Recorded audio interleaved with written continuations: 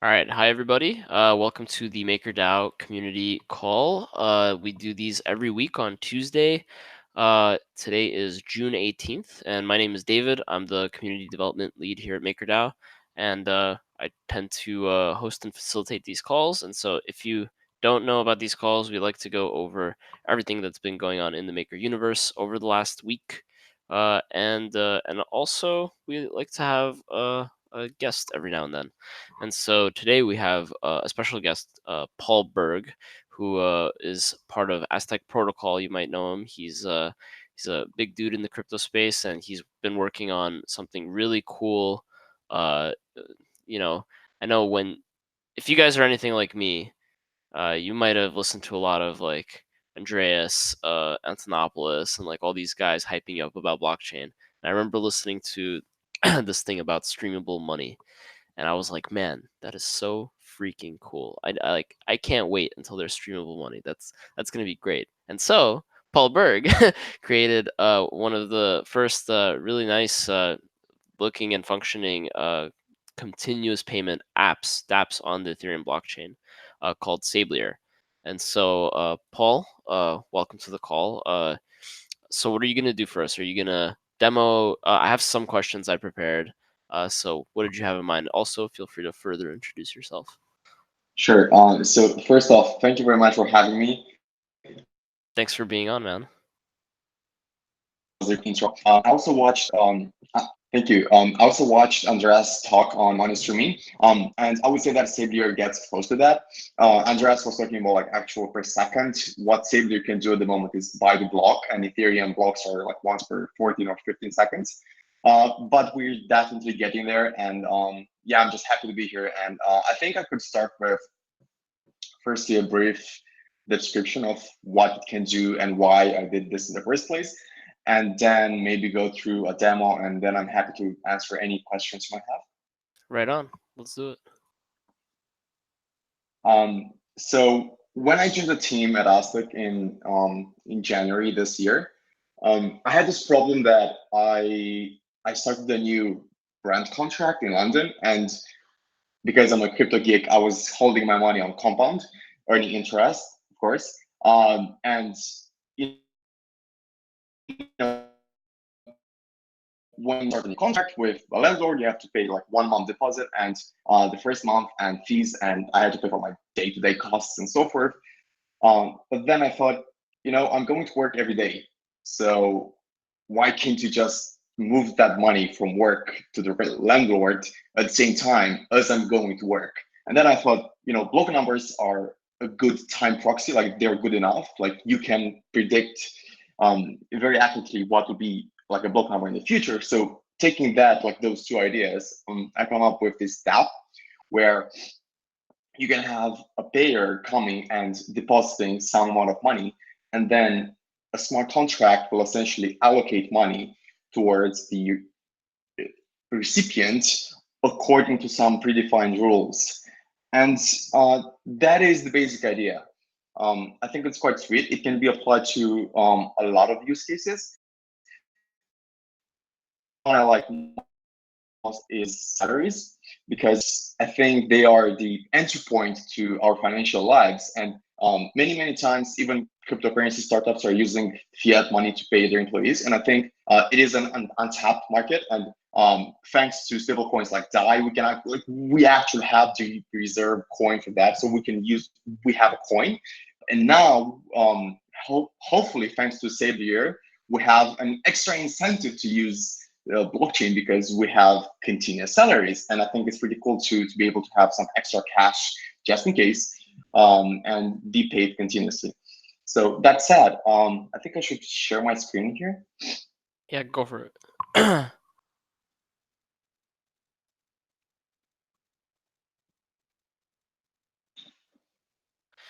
It reminds me a little bit of like the I don't know if you ever heard of the app Earnin. It's I did. Have you heard of it? No, Yeah, I right? did.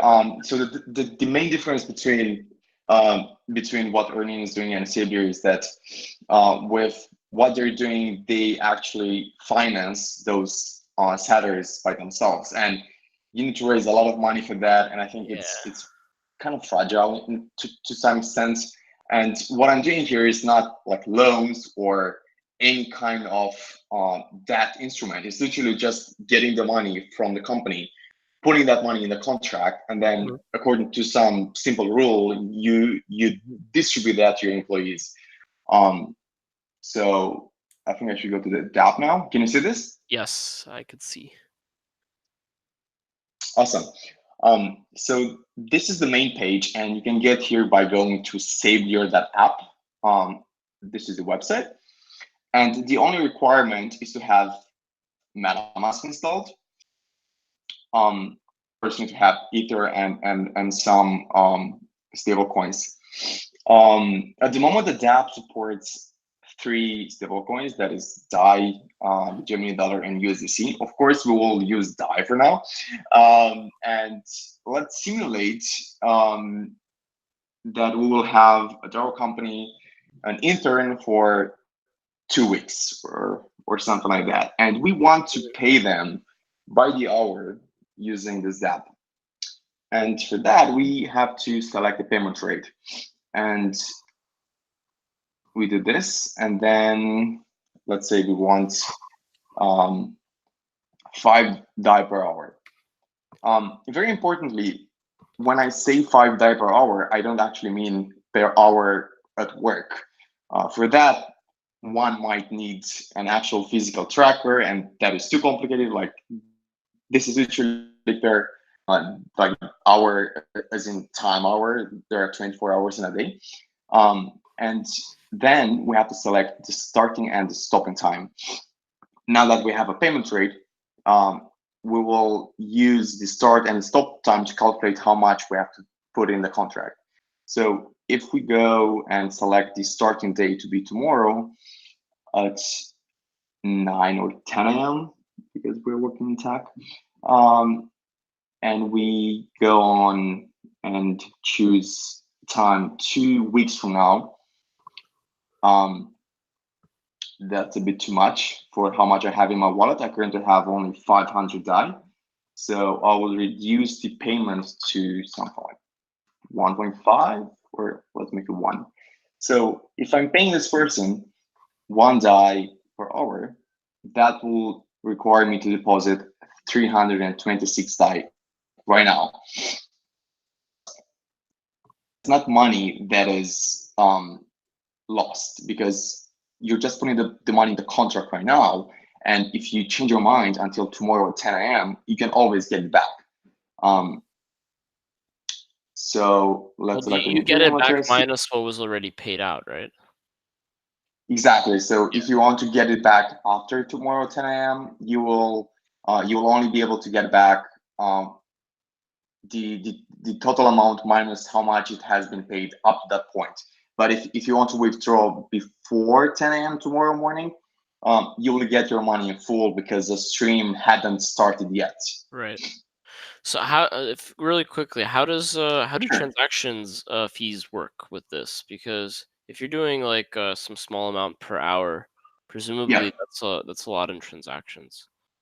Oh, so the trick is that the money actually sits in the contract. So it never leaves the contract. It's more of like when you hold your money on compound, Ah, that's where it sits, and it's yours. Like you can always, you're the only person on earth that can withdraw that money, but it's in the contract, because otherwise, as you just said, right. transaction fees would go to the Okay, that roof, makes right? sense. So the pay, Um, so the payee can basically withdraw at any point, and then he just sees every hour that his balance is being updated. exactly. Got it. Um, so let's start this. I will increase the gas costs to make it quicker now. The gas limit is quite good. It's around 300K, which is not bad. And yes, we don't have to wait for Ethereum to validate this thing.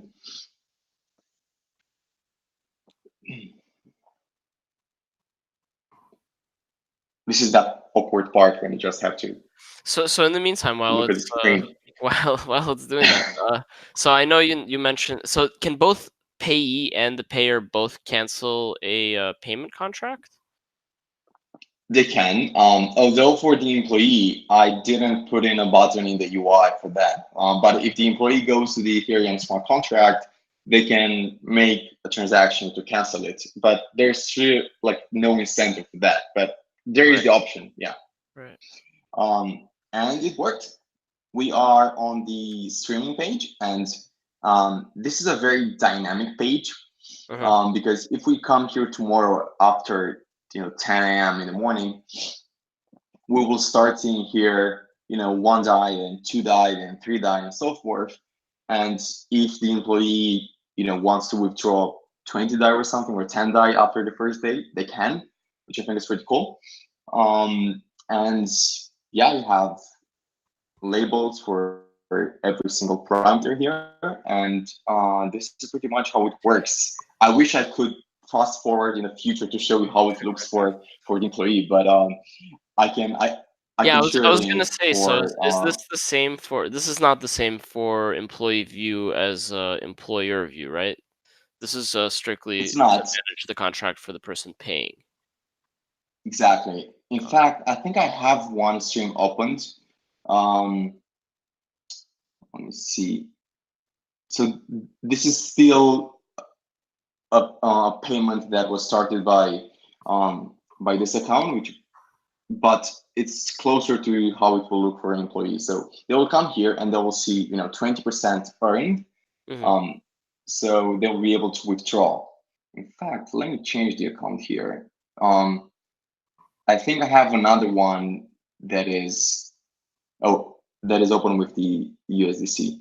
So if you are, this is an actual active stream that is on Ethereum mainnet right now, and Hmm. this has been started 4 days ago. So if you go here and then you tap withdraw, um, as you can see, you can withdraw up to that amount. So if you want some extra cash for your pocket money tonight, you can just do this and withdraw 15. And of course, wait a bit for that.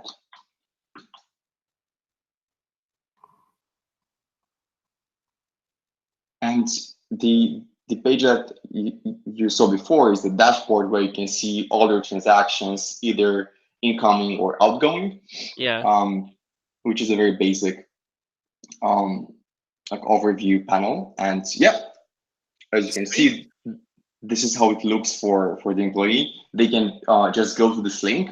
The company will send them this link, and they only need to have Ether, and they can button withdraw money to their account, and that's it. Nice. Whenever they want during the month, which I think is pretty cool.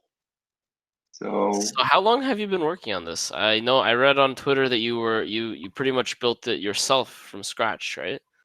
yeah, it's fully from scratch. And to be fair, the hardest part was not the backend, like the contract or even the subgraph part. Hmm. Um, In fact, I spent almost 2 months on the UI and on the design part because I had never done that before. Like I was pretty much like a backend guy, Hmm. so that took me longer. And then 1 month focused on the contracts, on making sure they work, and pulling all those things together. And then I launched it in June. Um, Did you guys go through any security audits or anything like that? so I used the Mithril X auditing tool, sort of. Hmm. But no, the contracts have not been officially audited. That's what I'm looking forward to do in the next months or so. Um, Given that I'm pretty much proposing here to work with salaries, I know that that is a requirement. Hmm. But I bootstrapped this thing for 3 months alone, so I didn't have time for that, and yeah. So another question for you. Uh, while a payer deposits this amount of DAI or USDC or anything, uh, are they able eventually? I know it's probably not implemented now, but will they be eventually able to earn yield on that through something like Compound or DSR or whatever it might be? That is a great question, and a lot of people actually talked about that when I announced the app on Twitter. At the moment, the is basic, so you don't have this option. But definitely in the future, in the next version, the one that will be audited, we will have the option to work with other lending protocols because we can, and that's why Ethereum is so cool, right? So the company will be able to earn interest on their salaries, which I think is a pretty cool and sweet model because you have a platform that both gives you interest as a company and at the same time you sort out the accounting. So you're doing two things at the same time, which I think is pretty sweet.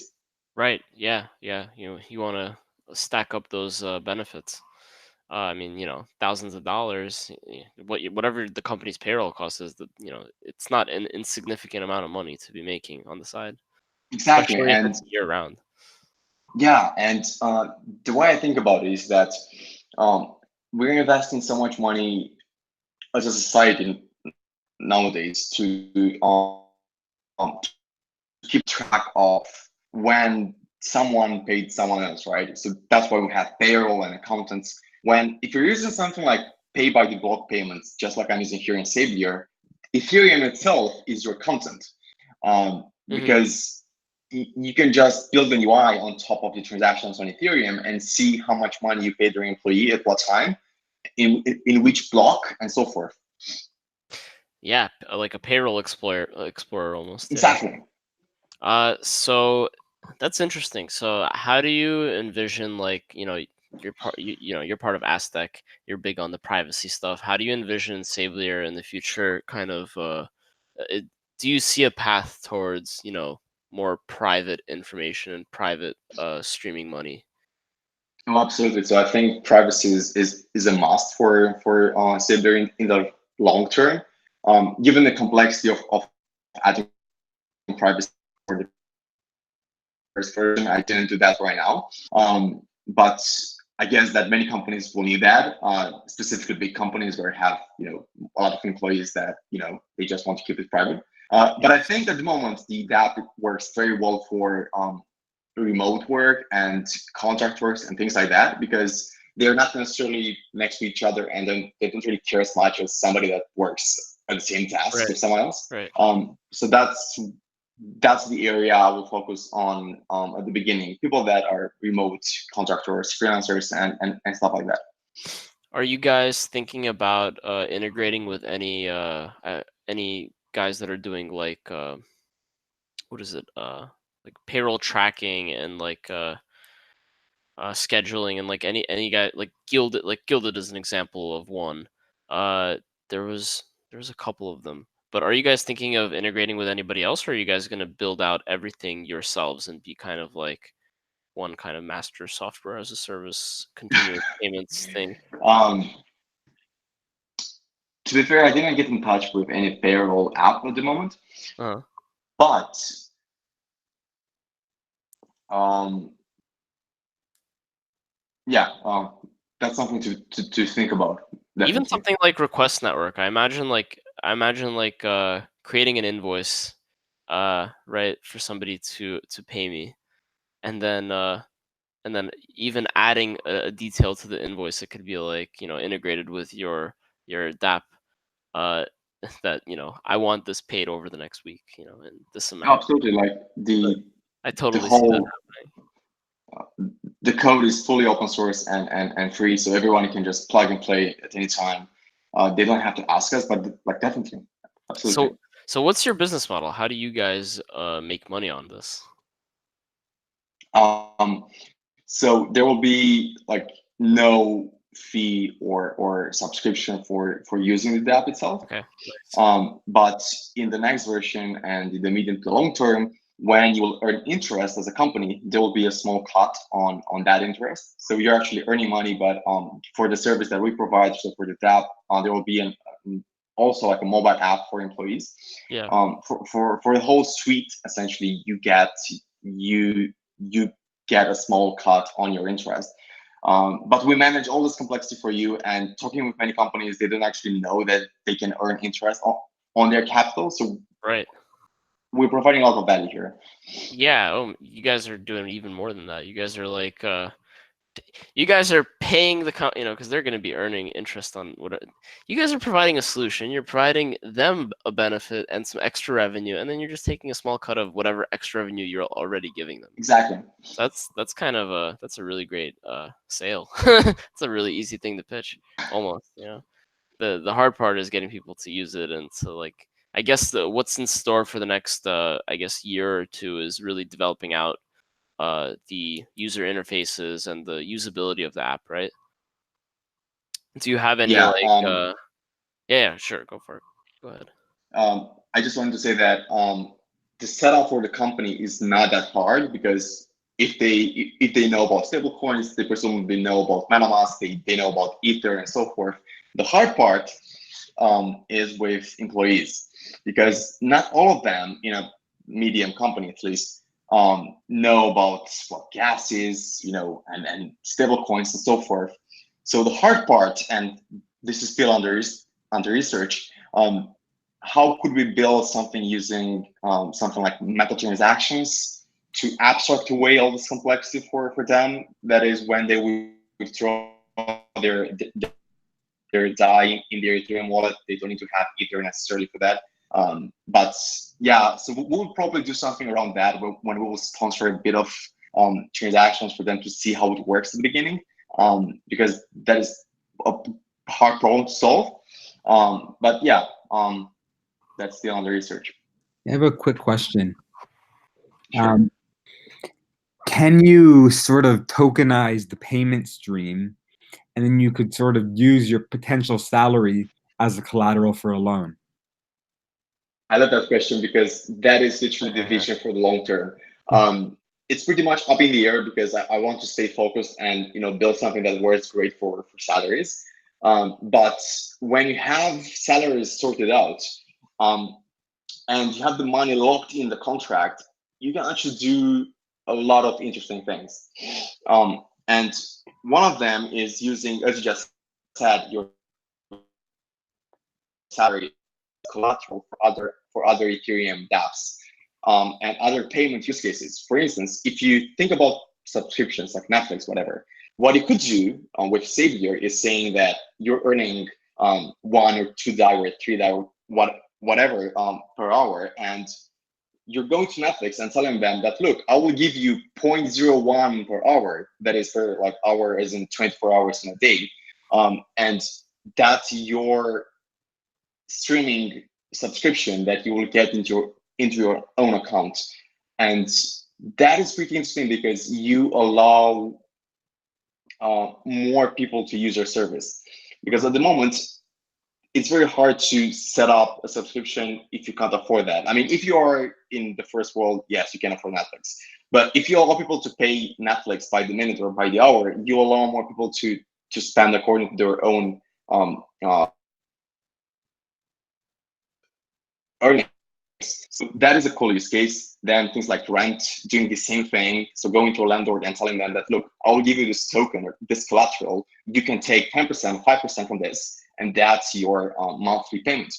Same thing for car parking. I'm living in London, and to park your car here in the center of the city is pretty expensive. If you could say that I will pay you by the minute and then I will leave in 15 minutes, you save up 45 minutes worth of like actual value if you were normally paying by the hour. So there's a few interesting use cases here.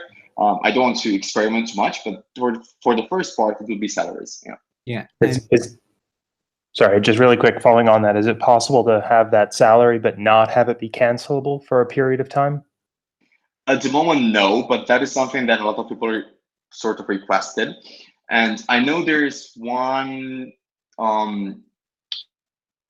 service called Claro or something that is doing claims on Ethereum. That is, you can make a claim on some, sorry, a dispute on some Ethereum transaction or Ethereum collateral. And basically, there are some interesting things you can do with that. And there's definitely some, we will at some point add this feature that you will have your payment stream locked up for the first 25%, and then only then you can cancel. But at the moment, no. I was just following on with the idea of what was mentioned by Kiva about the ability to put it into the equivalent of putting it into a CDP or being able to use it as collateral. If you had a known payment stream, it's a factoring business. The question is, what's the discount rate? Right, for the risk of no longer having that collateral. Right. I mean, if it can be canceled, then obviously you have a huge haircut. But if it's not cancelable and it's a known revenue stream, it's a net present value equation, especially if you introduce certainty because you can't cancel it. Well, what there might be in the future is there will be investors who invest in the whole package of these sort of loans based on those, and they'll use their investment as collateral for a CDP.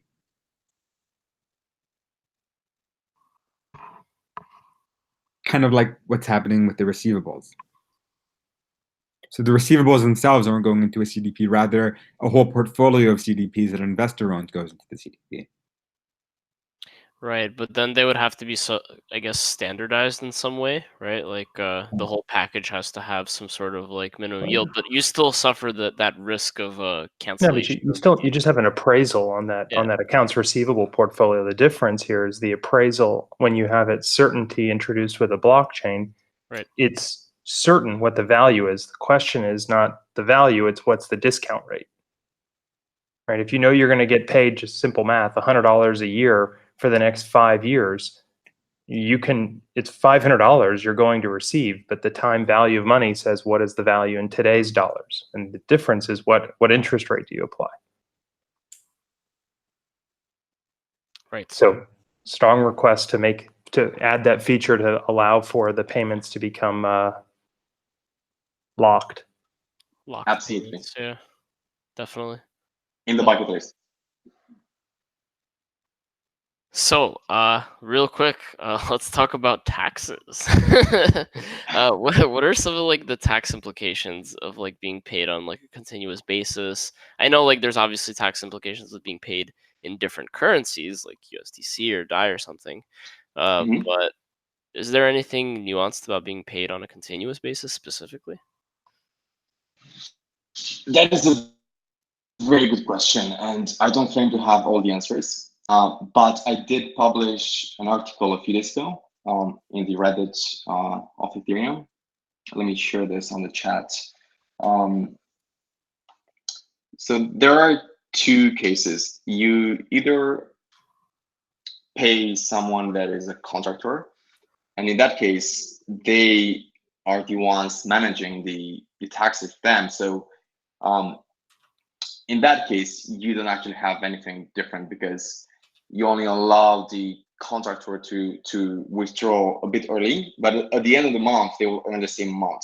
Now, if you're a full-time employee, that's when it gets a bit tricky. And because you've got a contract, you've got like tax contributions to pay, and in the UK at least, they have the system called Payee, that is pay as you earn, which is not, in fact, if you ask me, pay as you earn. It's more of like pay once per month, kind of. It depends. And I tried to replicate that in the article I published on the chat by essentially using a Sablier stream. And whenever you are withdrawing a portion of your salary, let's say that you're earning 100 Dai every day and 5 days passed. Well, if you want to withdraw 500 Dai, what you could do is have the government involved in that stream and making them a secondary recipient. And given that you have earned under the first tax bracket, which is like around 9,700 in the US right now, you have to pay 10% tax. So when you will withdraw 500 Dai, you will actually be taxed in real time for that. That is just a proposal. It can be used right now. Like, today it can be implemented today. It is not some theoretical framework. But of course, you need the government to use an Ethereum wallet, and that will take a while. Hopefully not a while, but right now I don't think they're using that. So there's definitely ways in which governments could use Sablier in the long term. Right. So I guess it's similar to like the way that you would give access to like your landlord, right? So a portion of your revenue stream, you could do the same thing with like the government and taxes, right? Based on your jurisdiction and all that. Like that's conceptually possible. Pretty much, with the caveat that for governments, the scripts need to be a bit modified. That is, depending on where you are in the tax bracket, if you are single, married, whatever. So there's a bit more parameters in that withdrawal function. But Yeah. someone pointed out on Reddit that you don't necessarily need to have the tax paid at withdrawal time. What you could do is just do not withdraw that. Yeah. Sort of keep the money in the contract until the end of the year, and only Exactly. allow the recipient to withdraw how much is left for them. So And they get to earn money on that, right? yeah, yeah. The government Yeah. can use the Ethereum open source lending protocol to earn some money. So, question for you: you've mentioned a lot about employees, but is some of this going to also be focused just between vendor payments? Just forget the employee aspect altogether. Just one company that has to pay a service contract for, it doesn't matter whatever it is, 100,000 euros, dollars, Dai, a month for marketing. It doesn't matter, for 2 years, and it's an irrevocable committed contract. Or Is there even budgets within companies, right? Like precisely? yeah. It can be used, but I started with salaries because I thought that they are sort of like easier to tackle at the beginning, and after you have them as collateral, it's easier to scale. That said, I think for companies it will work best if you have some sort of trust between the two companies, because if you don't, you pretty much want to wait until the other company will fulfill their promises or their services, and then you pay them. But if there's a continuous trust-based service between the two companies, then absolutely they could use this. They could even have some sort of threshold, some sort of cliff after which you can cancel the stream. And yeah. Interesting. Really cool. Yeah, really, really cool stuff. Well, we're coming at the 40-minute mark, and this has been really interesting, Paul. So thank you so much for giving us a short demo and answering all these awesome questions. I'm really excited to see like what is next for the app. Do you guys have like a short-term roadmap for what's on your immediate next agenda? So thank you for having me. There is one rough schedule in my head, but there's a lot of variables at play. Ideally, we will have a pilot version by the beginning or middle of Q4 this year. But I don't want to promise that. It's roughly that timeline. And just see from there what are the best use cases. I really want to keep in touch with the community and see, if more people want company-based subscriptions, then I will focus more on that. But the real focus for the next months at least will be salaries. So yeah, that's the timeline. Right on, man. Thank you so much for coming on the call. Thank you so much for having me. And yeah. Sweet. All right, so I'm gonna post up the agenda for the rest of the call in the chat here, so you guys could follow along. And as usual, I linked everything that I could. But yeah, so for the rest of the call, there hasn't been too much going on this week, so I'm happy to only take maybe 10-15 minutes to go through the stuff that's been going on. In terms of real life events, I only saw 2 for the next week. We have one in Vietnam on June 20th in a couple of days. It's hosted by Bitcoin.vn, and it's a Dai launch community meetup. So, and one of our community managers, Jocelyn, is going to be there, and I think she's going to be doing a presentation and speaking to the people over there about Dai. And then besides that, on the 7th of May, July. Wow, it's already July. time is flying. We have Blockchain Summit LATAM in Mexico City, and so Mariano is going to be there speaking, representing. So not too many events going on, but we will be. I mentioned this in the last call, but one big event that we're going to be participating in mid-October is DevCon in Osaka, and we're really looking forward to that. So yeah, that's about it for events. Nothing too crazy.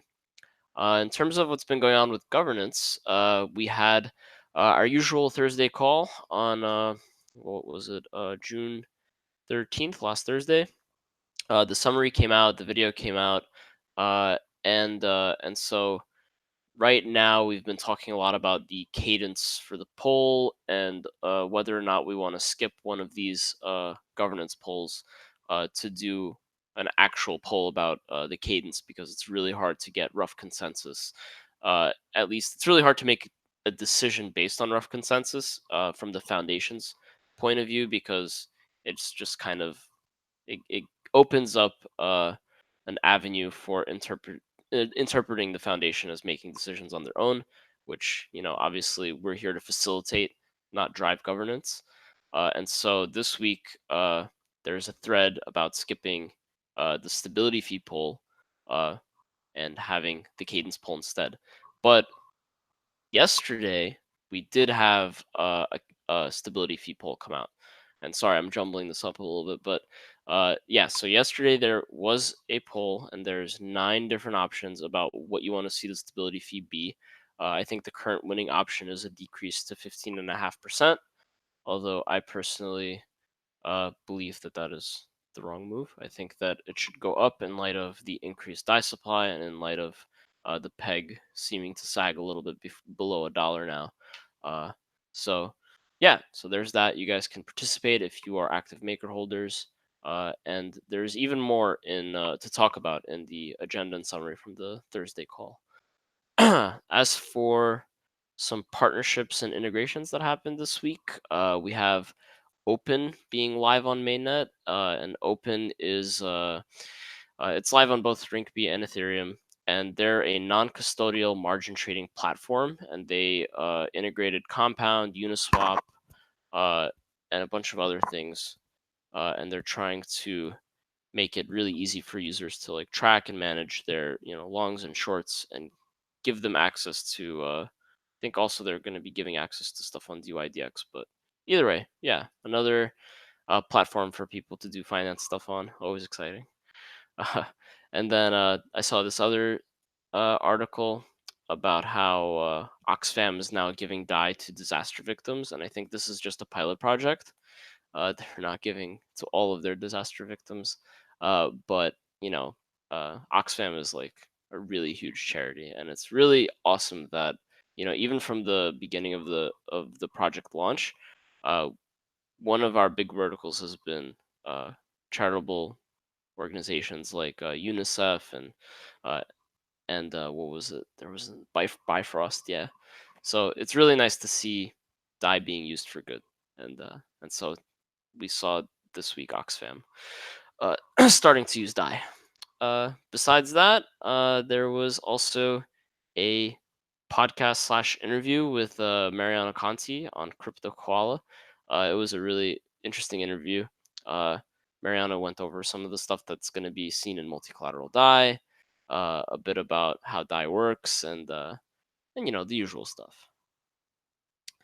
Besides that, the last official thing is from the Maker blog. We had a blog post under the title Understanding the Dai User, Insights into Adoption. And it was a bit of an insight piece into some of the things that we've been learning about the people that are using Dai. And so a part of it was our user research team. They did a lot of interviews and talked with a lot of people and surveyed a lot of people about their experiences with Dai. And some of the info is really interesting. So check out the blog post for more. That's about it for all the official stuff. By the way, feel free to stop me at any point. I'm kind of like flying through this right now. But I'm gonna go ahead and go through some highlights from the community. Actually, maybe it's worth it to share my screen so you guys aren't too bored looking at my pretty face. Here we go. Yeah. All right. Cool. So, yeah. So then there was. Jeez. All right. Yeah. So there was a couple of other things that happened. There was a really interesting academic paper by some guys in Cornell that came out called "Instability for the Blockchain," and it talked about deleveraging spirals and attacks on stablecoins. And they mainly talked about that crypto collateralized model that we have in MakerDAO, and it's really interesting paper. Definitely worth read. I'm only about 3/4 of the way through, but it's really wonderfully interesting. And also there's a Reddit thread here for discussion, although I don't think too many people have commented on it just yet. Another news is that CDP Saver added some compound support, so you could actually generate compound Dai directly from a CDP and also repay your CDP debt with CDAI, which that is insane. The more things I see like this, it kind of blows me away for what I think is going to be possible in the future. But that's really freaking cool. Besides that, there was also a request from the team. We want your feedback on the brand, and there's a Reddit thread here with a questionnaire, and I'm actually gonna link you guys the questionnaire in the chat. But with the launch of multi-collateral Dai, we're considering what we could do to freshen up the brand. And so, if you guys have any feedback on our symbols and our style and all of that kind of stuff, definitely feel free to give us your feedback.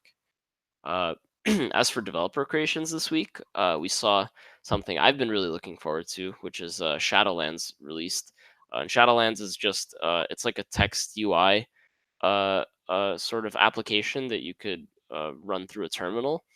And it allows you to interact with some dApps, and I think they have two that you can interact with so far. It's the MakerDAO CDP, and also I forgot the other one. What was it? Yeah, Burninator.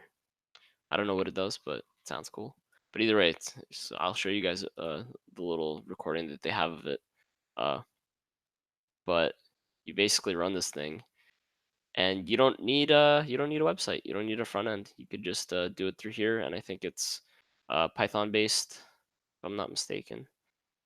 But being able to interact with your CDP through something like this is really freaking cool. So, and it also looks super like, hacker land. Makes you feel cool when you use it because it's all green. But but yeah, so that's about it for developer creations. Yeah, so a couple of articles came out this week as well. We had one article from the Wall Street Journal, why stablecoins stand out in cryptocurrency world, and it talked a bunch about Dai and about the implications of stablecoins generally. So definitely check that out. There was also another Medium post called the DeFi series, statistics about MakerDAO, CDPs, loans, and top users, and they went into some numbers. And every time I see numbers, I get really happy. So 3228 is at the top of the leaderboard, of course. But yeah, they did some really pretty graphics, and if you're interested in the current state of things, definitely check it out. And then I only added one thread this week for notable threads, judging based on comment activity and ideas. But we've been having this really interesting conversation in the governance and risk calls about value at risk and DSR and how they interact. So the whole idea is basically, how do you decide how to adjust the stability fee versus how to adjust the Dai savings rate, since those are both technically policy tools that affect Dai. And value at risk is just one way of looking at a stability fee, since you have to calculate sort of the risk premium of the stability fee, since it's supposed to cover any chance of shortfall, any chance of bad debt. And so, yeah, so there's a really interesting thread going on, and a bunch of really great conversation. But it's really working out the theory of how to work out, the monetary policy and the collateral, parameter policy, I guess, in multi-collateral. So this is really exciting to see kind of the edge of thought happening on Reddit right now. So yeah, that's about it for this week. Yeah, I just wanted to give you guys the brief run through, but the meat of this meeting was definitely Paul Berg's Sablier demo. I really enjoyed that, Paul. So thank you again. Thanks for having me. Yeah. So if you guys have any questions, I know it's a little bit quiet today. Feel free to ask them now. Otherwise, I'm happy to end the meeting a little bit early.